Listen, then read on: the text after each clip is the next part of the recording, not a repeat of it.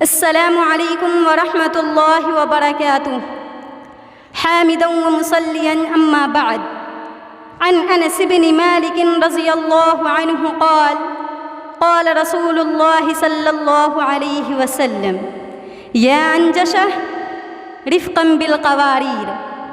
معزز و مکرم سامعین و سامعات، ایک مرتبہ نبی صلی اللہ علیہ وسلم اپنی ازواج مطہرات کو لے کر حج کے سفر پر نکلے۔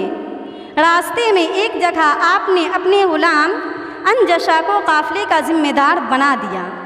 انجشا نے سواریوں کو ہانکنا شروع کر دیا اور رفتار تیز کر دی۔ نبی صلی اللہ علیہ وسلم نے یہ دیکھا تو فرمایا، اے انجشا، تم آبگینوں کو لے جا رہے ہو، سواری کو آہستہ آہستہ ہانکنا۔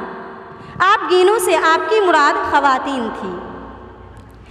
اس حدیث سے ہم کو یہ سبق ملا کہ زندگی کے سفر میں ہمیشہ خواتین کے ساتھ نرمی کا معاملہ کرو۔ کبھی اس کی آواز تیز ہو جائے تو برداشت کر لو، کیونکہ وہ ہمیشہ تمہارے ساتھ نرم بن کر ہی رہتی ہے۔ مشاہدین و مشاہدات کرام، اگر کبھی گھر کے کام کاج میں اس سے کچھ کوتاہی ہو جائے تو نظر انداز کر دیا کرو۔ گھر کے کام بہت مشکل ہوتے ہیں اور گھریلو ذمہ داریاں تھکا دینے والی ہوتی ہے۔ ان کے ساتھ محبت کے اظہار کا سب سے اچھا وقت وہی ہوتا ہے جب وہ تھک کر نڈھال ہو جائے۔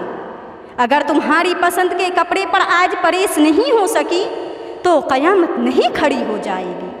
اگر دوپہر کا کھانا وقت پر تیار نہیں ہو سکا تو مصیبت نہیں آ جائے گی۔ جب بھی کچھ تمہیں اس کی طرف سے ناگوار گزرے تو چیخ پکار مچانے کے بجائے وہاں سے فوراً نظریں ہٹا لیا کرو۔ بچوں کے سامنے اسے کبھی نہ ٹوکا کرو، نہ برا بھلا کہا کرو۔